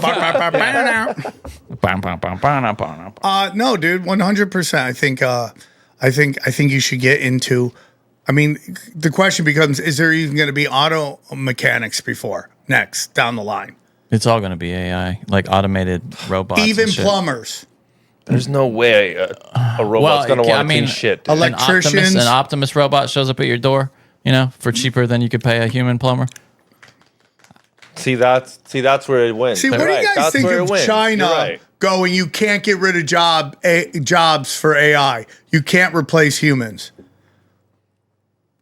It's a good way to become. I mean, I don't know if market efficiencies could punish that if it turns out AI is more efficient than humans. But it's not right now. Right, exactly. But if it does become, then I can't imagine them keeping it. It just seems like some of the wheels are falling off on this AI shit. I hope so. I think you can prolong it, but it's coming. It seems inevitable. Yeah, like you can literally tell companies like, "Hey, we don't want you to hire AI." But think about how we're nitpicking it right now and saying, "But that's a great look for you, by the way." Sam. Thank you. Think about how we're nitpicking it right now versus what it was. Remember that people kind of pass it around every couple of months. That first AI generated video, or one of the early ones of like Will Smith eating spaghetti. Oh yeah. And how it just looked like gobbledygook nonsense. Dude, it was so bad. And it's just a couple of years later, bro, and you couldn't tell it's not Will Smith. Yeah. Now what's 2 years from now? 3 years? I mean, forget and about like it. when Sam says that QAnon was the first AI, imagine if they tried that with this AI. The power it has, like if it convinced and it duped other people back in what 5-6 years ago. Imagine what the real AI could do to someone right now and dupe them and make them think that Hillary Clinton's going to get locked up next hour. Especially with voice cloning now, it's like, I mean, I remember a little tangent, but when I was a boy, they would have these online audio chat rooms, and it was just mind blowing to speak with someone on the other side of the earth, just about like sports or whatever. Yeah. And you would do it, my family would be there, but what I would do after the fact, like I would go back on later and I would just play audio of like the president from an earlier time announcing the launching of like a nuclear strike or something, just to fuck with people. And now, I mean, and it would, like, people would be like, what the fuck is happening? Because I was just a troll. Johnny, I was you're a little troll, anarchist. Yeah, I was a troll as a kid, yeah. And so imagine now when, I mean, Look how clean his sneakers are. There's got to be, they are very clean. I wish we could get that on camera. Can you hold your leg up that high, actually? Oh, there we go. Yeah, imagine now when, we've got to have some solution for, there's got to be some kind of embedded code or a watermark. Just think about where AI pornography is going to be in 5 years. It's already there, dude. I think we're watching porn without knowing that you're watching some AI porn. You haven't seen the ads like on the porn, like the porn ads? Yeah, but they still don't look real, though. It's getting there. No, but the stills are. Like, they're maybe because it's a 14-foot dick. The thing they're doing is fake celebrity nudes now, like saying, "Oh, look whose nudes leaked," and then you realize, this is AI, obviously, or not. It's not obvious, but it didn't make the news. Is there any way to regulate that, Johnny? That's what I'm wondering. No, it's good. It would take, and when have they ever done this well? Technology companies limiting themselves. and I just don't see that happening. Also, it's the latest NVIDIA hardware and especially some other companies working on it they're making it so you can do all this stuff locally on your own computer, so you don't require. Then it's all bets are off. Once 15 like little anarchists like me are. So my question is, if you can put it right on your computer, what do you need ChatGPT for? No, well, it's incredibly resource intensive to do what some of those AIs do, but you can do the local stuff. Oh yeah, I was doing. Anyways, I want to get back to what he's talking about. Yeah. Real quick, let me just go. It was interesting to hear him talk about Christianity, and it's something I felt for a while, like why it's the real one, because it came in and changed all their pagan rituals, and they're really like, in particular, stopping child sacrifice and animal sacrifice. Like, that is a big thing. And that's why they're like, what other form of religion, Johnny, has? I mean, Judaism has a bunch of different versions, but does Hinduism do any? Buddhism? You got like 70,000? Oh, no, not that many. No. But that's a. Yeah. It just seems like it's the real one, dude. Maybe I'm wrong. I don't know, but it seems to me like the real one. It's Christ or get out. I feel that way, obviously. Right? That's my opinion. I think you can get there a couple different ways, but it being the thing is, I agree. Guys, go to samtripoli.com. Albuquerque. Nope. Past that. We already did Albuquerque. Miami, Florida. St. Petersburg, Florida. Lawrence, Kansas. Tulsa, Oklahoma. Dallas. New Orleans, Austin, and I got more dates to come, hopefully. If you check out Sam Tripoli, all my premium content's on fire. Join my, dude, I'm trying to put out as much content as possible. Join my newsletter. Just put your email in. You can get on it. Go to samtripoli.com for that. You can go down. My premium content is crushing. Johnny Cash Daddies. Yeah, it's a good place to hang out with people who also want to learn about investing and stocks and prepare for retirement in their future. Get ready to rock. Go back. New t-shirts out. Sam Tripoli t-shirts. tinfoil@t-shirts.com. Sir AAA Bacon. It's the jam, dude. That's a great shirt. And then, we got Chemical Free Body. I took that today. Prometheus for Decentralized Website. EMF Rocks. Brain Supreme. If you want a microdose and just get smooth, check them out. Anything for you? Hit that like button, subscribe. Go check out my podcast, XG Marks the Spot, please. There is almost certainly a new Broken Simulation out right now. Check that out, please. Always and forever. And then if you go to World War Debate, the Contender Series, I moderated one of them. And then we have another where our Contender Series coming out. And then looks like World War Debate is either going to be in Nashville or Miami. We don't know. And the date is about to be set. Hope you guys can join us. Anything else, boys? Time to go check out your special at samtripolicomedy.com. Yeah, and samtripoli.com. And don't forget to join the YouTube channel, too. Go to Tinfoil Hat, youtube.com/Tinfoil Hat Official. Check that out. That's very important. Help us fight the algorithm. Find it there. We were talking about data centers for a little bit. Hey, John, is it true that we can sell chips to China now? I have no idea. Are you going to make some? No, I was just... What, are you going to make salsa chips? No, because that was the thing about the data centers, that supposedly we weren't supposed to let China get better at AI, but we're selling them chips now. Yeah, it's all bullshit. Yeah, it's all bullshit. It's like how... They all work together. It's all the New World Order. They want the world to be China, and everyone play nice, or else they burn everything. They destroy your life. They're just pagan scumbags. They're just pagan scumbags. And he's totally right, dude. The techno-pagan religion and government. It's like unbelievable. Techno-paganism and satanic feminism. And you just can't get women to not understand that. Like, you have a biological drive and you're fighting it because your pussy's popping right now and you'll have the world by the balls. Yeah, that's why there's such an emotional response to that, because nobody wants to hear that in that position. You know what I mean? Of course. Yeah. And I did it when I was a kid. When my friend's husband told me, dude, it's not going to last forever, dude. This is going to be a party the whole time. I'm like, whatever, dude. I'm going to rock forever. Now I was the LeBron James of partying. My college years went for about 20 years after that. Your hairline was back. No, dude, back. I'm good. No, dude, I was in my party prime for a long time. Okay, but now it's done. I just look at all my friends who were serious about shit, how far they went. I've done very well. I'm okay with that. And the internet talks a lot of shit about me. When you have opinions and people don't agree with them, they just get mad at you. It's what Tony Hinchcliffe's going through right now. They just don't agree with his opinions, so they think he's the Antichrist. And he's like, nah, he's a jester in a world of clowns. That's what's happening. When you have opinions that aren't the status quo of the culture, people get fucking mad at you. Yep. And it's just the way it is. And it's like you can no longer have disagreements with stuff. It's just very weird. And like, I wish the autistic people like me, I have an autistic kid. I'm one of your tribe. I'm on your side. Give me those autistic dollars.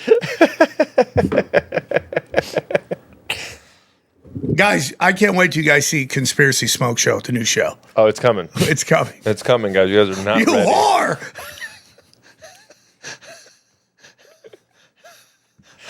Oh, you were there. That one chick, remember Tokyo Punch Drunk or Tokyo Punch? No, Cunt Punch. Yeah, that was a crazy. That was the closest thing we got. Was she a hooker? Conspiracy Smoke Show? Dude, she was. There was something she got weird. she had got touched, and then she was at her uncle something. Me and you were looking at each other. That was Johnny was over there. That was one of the weirdest days of my life. Yeah. You guys should go check out that episode. It was Tokyo nuts. Cunt Punch. Like what? How is that your name? You know what's so funny? She and another comic basically started saying all the time, blackface dick. I had this big comic go, you don't use it in a joke, do you? I go, yeah. He goes, oh, I've been saying it now. I go, okay. I mean, what am I going to do, dude?